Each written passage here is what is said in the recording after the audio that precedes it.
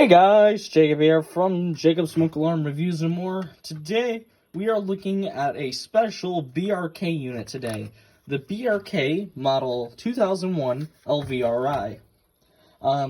This unit, I just got today as my birthday present.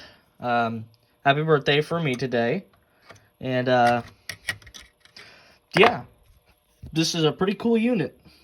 It's has interconnect, line voltage powered, and relay contacts. And and it also has this type of BRK bracket. And we can give this a test. So I'll just set you up right here and give it a test for you.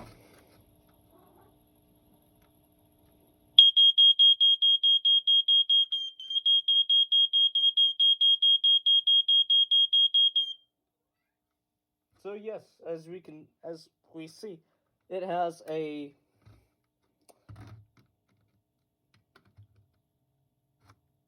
and as we can see here, it has it uses terminal block power, getting from a 12-volt power supply. Yes, this takes 12 volts in, but I'm using a 9-volt battery on its input terminals. Well, that's because these are designed for 12 volts, except that these can accept relays.